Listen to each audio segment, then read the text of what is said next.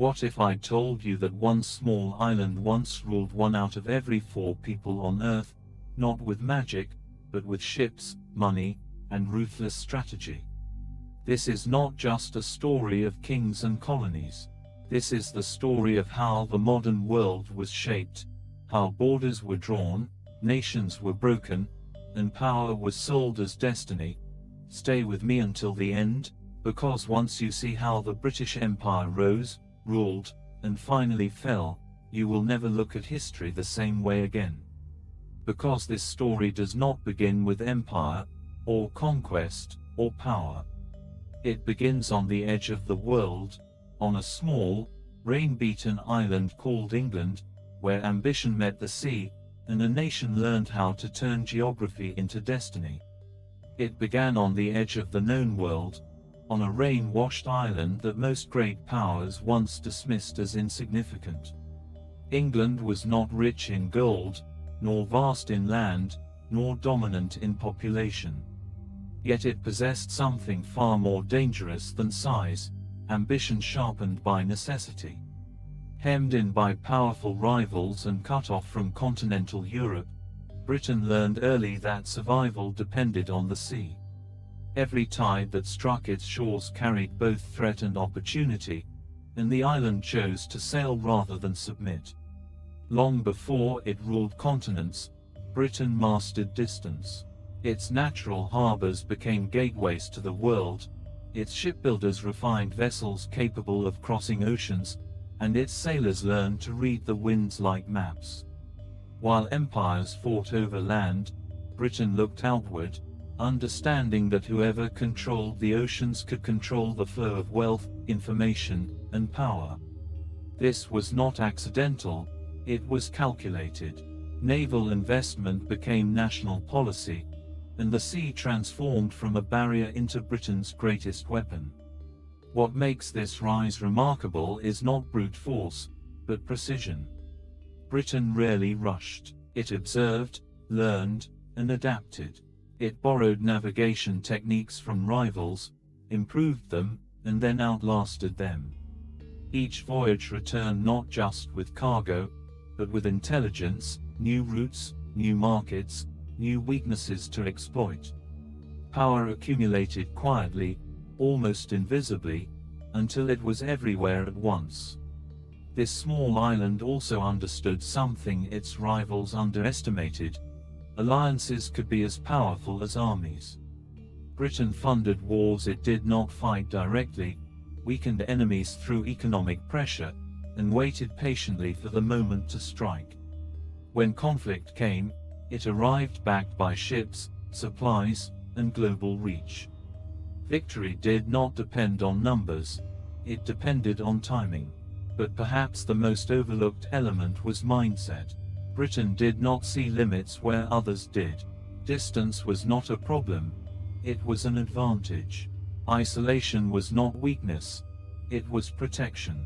The island identity forged a culture of endurance, calculation, and long memory.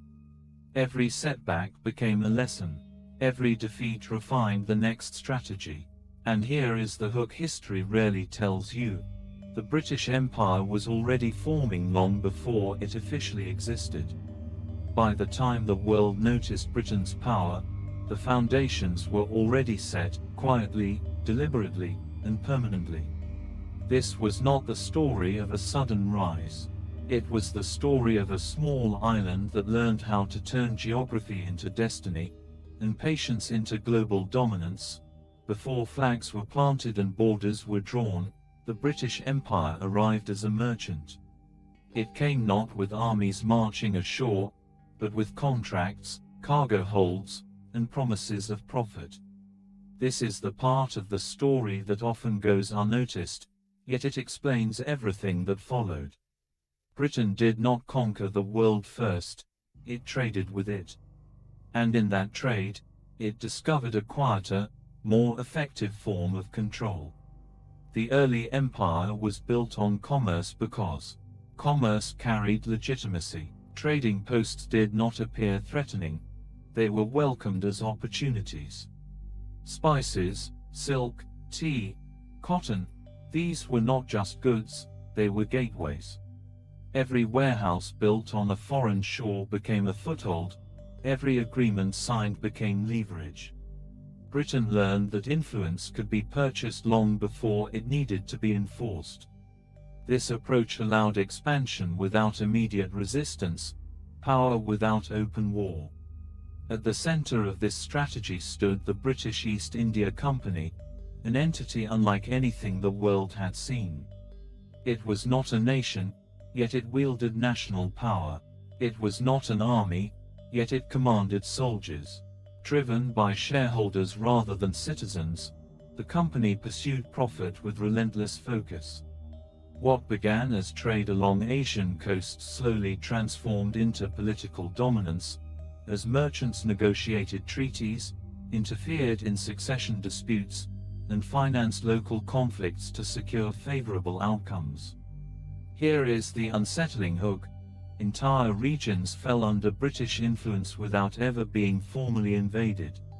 Control was achieved through debt, dependency, and manipulation of local elites. British goods flooded markets, undermining local industries. Taxes were structured to favor exports to Britain.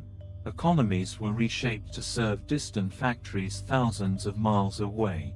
Trade was no longer exchange, it was extraction. This model proved devastatingly effective because it disguised power as partnership. Resistance came late, often when it was already too late. By the time communities realized that trade had stripped them of autonomy, British interests were deeply embedded in administration, finance, and security. When military force was finally used, it was framed as protection of trade, of stability, of order. And this is the moment the empire truly took shape. Once commerce created dependence, territory became inevitable. Forts replaced warehouses, officials replaced merchants, armies replaced negotiations. What began as business evolved into governance, and governance into domination. The most chilling truth is this: the British Empire was not built by conquest alone, but by invoices, ledgers, and signed agreements. It proved that in the modern world, economic power could conquer more effectively than cannons. By the time the empire raised its flag, the world had already been bought. The empire did not rise on land, it rose on water. While other powers built walls and fortresses, Britain built ships, and in doing so, it rewrote the rules of global power. The sea became Britain's highway, its shield, and its weapon. From the moment the Royal Navy emerged as a national priority, history tilted. Control of the oceans meant control of trade, communication, and war itself, and Britain understood this before its rivals truly grasped the consequences. Naval supremacy was not accidental. It was engineered over generations. Shipyards expanded along Britain's coasts, producing vessels faster, stronger, and more adaptable than those of competing empires.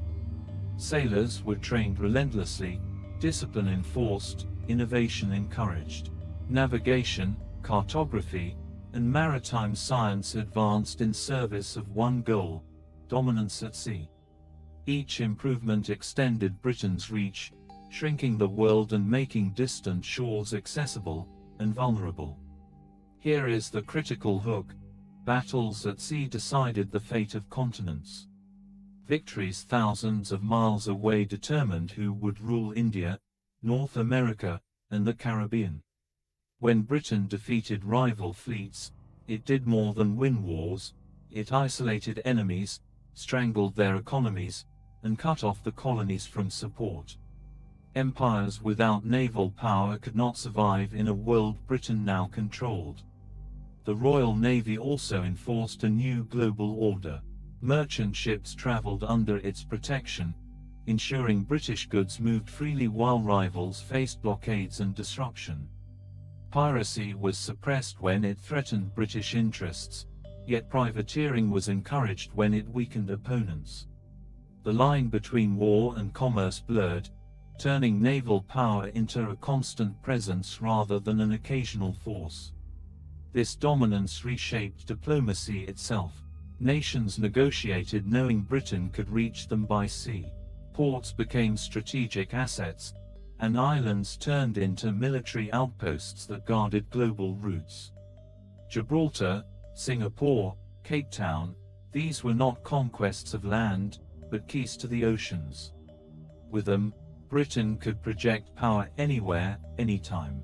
Naval supremacy also gave Britain time to choose its battles, time to avoid wars that did not serve its interests, and time to strike when conditions were favorable. While continental powers exhausted themselves in land wars, Britain remained mobile, protected by water, intervening selectively and decisively. The most revealing truth is this: the British Empire did not depend on constant occupation. It depended on presence. A ship on the horizon was often enough. The knowledge that Britain could arrive, swiftly, decisively, and overwhelmingly, kept trade flowing, colonies compliant, and rivals cautious. The empire was not built by walls or borders, but by waves that carried British power to every corner of the world. The wealth that fueled the British Empire did not appear by chance, nor was it created equally. It was extracted, systematically, relentlessly, and often violently, from lands far beyond Britain's shores. Behind the grand architecture of London, the factories of Manchester, and the financial power of the city stood colonies turned into engines of profit, designed to serve the empire at any human cost. This is where the empire's prosperity reveals its darkest mechanics. In the Caribbean and the Americas, sugar plantations generated immense wealth, but that wealth rested on enslaved African labor. Entire societies were reduced to property, their lives measured in output and survival rates. British ships did not merely transport goods, they transported suffering across the Atlantic in conditions so brutal that death was expected, calculated, and accepted. The profits were staggering, and they flowed directly into British banks, estates, and industries, normalizing exploitation as economic success. The hook history rarely softens is this: slavery was not a side effect of empire, it was a foundation of it. Insurance companies, shipping firms, and investors thrived because human lives were commodified. Even after abolition, exploitation did not end, it simply changed form. Forced labor, indentured servitude, and coercive contracts replaced chains, preserving the flow of cheap labor that empire demanded. In India, exploitation took a different but equally devastating shape. Local industries, once globally competitive, were deliberately weakened to favor British manufacturing. Skilled artisans were displaced, markets flooded with British goods, and taxation systems imposed that drained wealth outward. During famines, food exports continued while millions starved, revealing an empire that prioritized profit over survival. Order was maintained, but compassion was optional. Africa, too, became a resource frontier. Raw materials, rubber, minerals, crops, were extracted with little regard for social structures or human life. Colonial administrations enforced quotas through punishment, turning labor into obligation and resistance into crime. Borders were drawn to suit imperial convenience, not people, creating divisions that would outlive the empire itself. What made this system so powerful was its efficiency. Colonies were reshaped to produce one thing and depend on Britain for everything else. Economic dependence replaced military occupation as the primary tool of control. Even when rebellion occurred, the underlying system remained intact, feeding the empire from afar. The unsettling truth is that the British Empire perfected exploitation by making it look ordinary. Ledgers replaced whips, laws replaced chains, and distance softened accountability. Yet the wealth extracted did not vanish into history. It built institutions, funded progress, and shaped the modern world. And once you see how deeply exploitation was woven into the empire's success, the myth of benevolent rule becomes impossible to maintain. India was not simply a colony of the British Empire, it was its center of gravity. Long before the British Crown ruled directly, the subcontinent had already been drawn into an imperial system that treated its vast population, wealth, and strategic position as indispensable. What made India unique was not just its size, but its role as the engine that powered Britain's global dominance.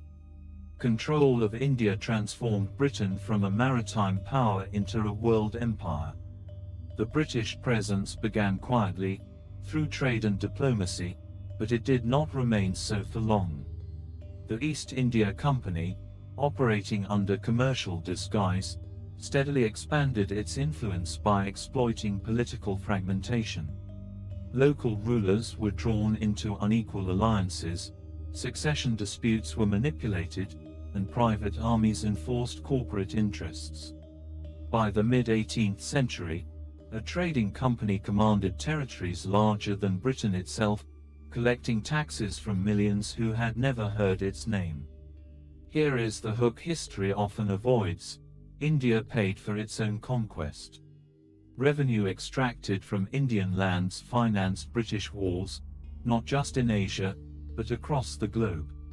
Indian soldiers, recruited and disciplined under British command, became the backbone of imperial military power, deployed from Africa to the Middle East.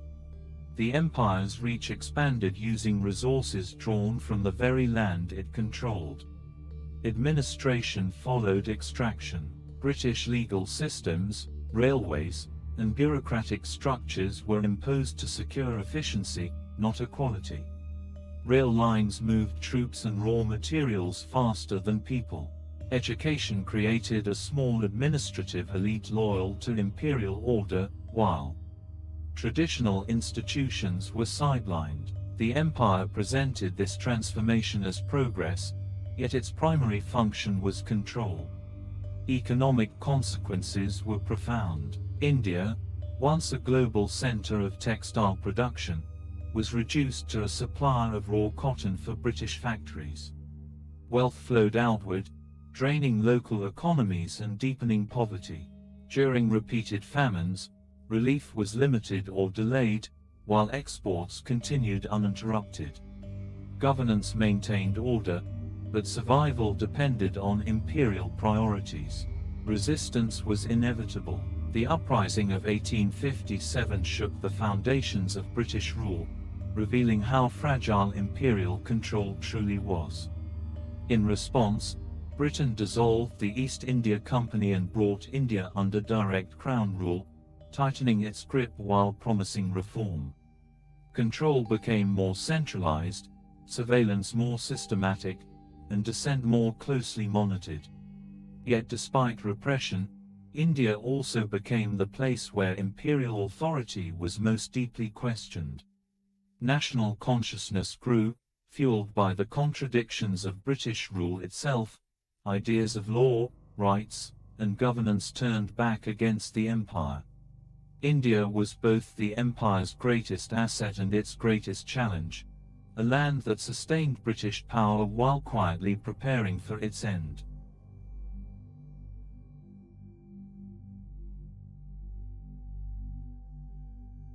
Resistance was never an exception to British rule, it was its constant shadow. From the earliest days of expansion to the final years of imperial retreat, opposition followed the empire wherever it planted its flag. The popular image of British control as orderly and uncontested dissolves when examined closely. In reality, rebellion, protest, and defiance were woven into the daily fabric of imperial life, reminding Britain that power imposed from afar was never truly secure. The first great shock came from the American colonies. What Britain viewed as reasonable taxation and administration was seen by colonists as distant domination without representation. Protests turned into boycotts, boycotts into armed resistance, and by 1776, the empire faced an unthinkable reality: its own settlers were in open revolt. The loss of the American colonies did more than shrink Britain's territory. It shattered the myth of imperial permanence. It proved that resistance, when organized and sustained, could defeat the world's most powerful empire. Yet rebellion did not end there.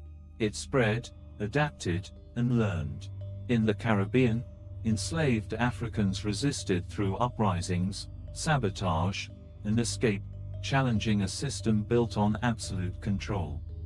The Haitian Revolution sent shockwaves through every slave-holding colony, terrifying imperial administrators who realized that domination rested on a fragile balance of fear.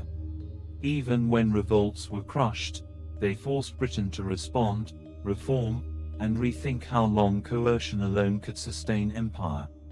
In India, resistance took many forms, from quiet non-cooperation to open warfare. The uprising of 1857 was a turning point, not because it succeeded, but because of how deeply it unsettled British authority. Soldiers turned against their officers, cities rose in rebellion, and imperial confidence collapsed almost overnight. The response was swift and brutal. Entire communities were punished, executions carried out publicly, and order restored through overwhelming force. But the message was clear: British rule survived not by consent, but by repression. Here is the hook imperial records tried to minimize: every act of resistance forced Britain to expose the violence behind its authority. The empire claimed to bring law and stability, yet depended on emergency powers, censorship, and military crackdowns to maintain control. Each rebellion made the contradiction harder to hide. In Africa, resistance emerged wherever colonial borders cut through societies and traditions. From the Zulu Wars in southern Africa to uprisings in Kenya, Sudan, and Nigeria, local communities challenged land seizures, forced labor, and taxation. Some fought with weapons, others with refusing to pay taxes, to work, to accept imposed authority. The empire labeled these acts as disorder, but they were expressions of autonomy in a system that denied it. Even where Britain appeared strongest, resistance persisted beneath the surface. Cultural preservation became a form of defiance. Languages, religions, and traditions survived despite attempts to replace them. Education systems designed to create loyal administrators also produced critics who used British ideals of justice and rights against British rule itself. The empire taught its subjects how to speak the language of power, and those words returned sharpened. By the early 20th century, resistance evolved into mass movements.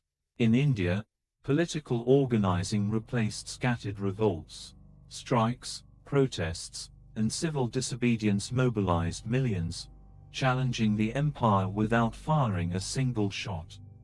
Britain found itself confronting a new kind of rebellion, one that undermined authority morally as well as politically. Suppression continued, but it became harder to justify, especially as global opinion shifted. World wars accelerated this transformation. Colonized peoples fought and died for an empire that denied them equality. When the wars ended, promises of reform rang hollow. Veterans returned home unwilling to accept old hierarchies.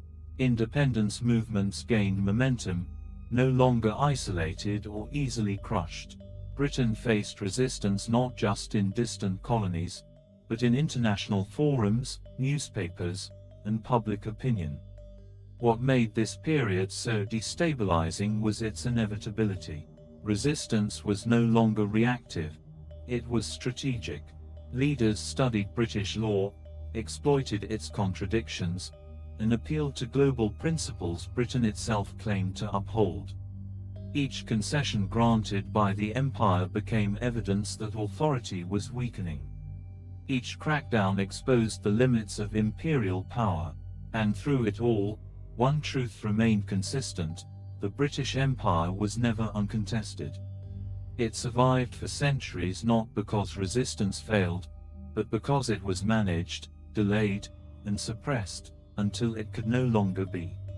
Rebellion was not a footnote to imperial history. It was the force that shaped its policies, hardened its rule, and ultimately defined its decline. The story does not end when the empire fades from maps. It ends when we understand what it left behind, and why that legacy still shapes the world you live in today. Because the British Empire did not simply rule territories, it rewired history. Its rise and resistance altered borders, economies, languages, and power structures so deeply that even centuries later, the consequences continue to unfold. Look at the modern world map. From South Asia to the Middle East, from Africa to the Caribbean, the outlines of nations still carry imperial fingerprints. Borders drawn for administrative convenience became permanent lines of conflict. Diverse communities were forced into single political units, while others were divided overnight. The result was instability that did not vanish with independence. Civil wars, regional tensions, and unresolved disputes often trace their origins back to imperial decisions made thousands of miles away, by people who would never live with the consequences. Economically, the empire reshaped global inequality. Wealth extracted over generations built financial centers, industries, and institutions in Britain, while colonies were left structurally dependent. Even after independence, many nations found themselves trapped in systems designed to export raw materials and import finished goods. This imbalance did not disappear, it evolved. Modern trade patterns, debt structures, and economic hierarchies still reflect an imperial past that favored accumulation in one part of the world and scarcity in another. Culturally, the impact was equally profound. English became a global language, not through choice, but through power.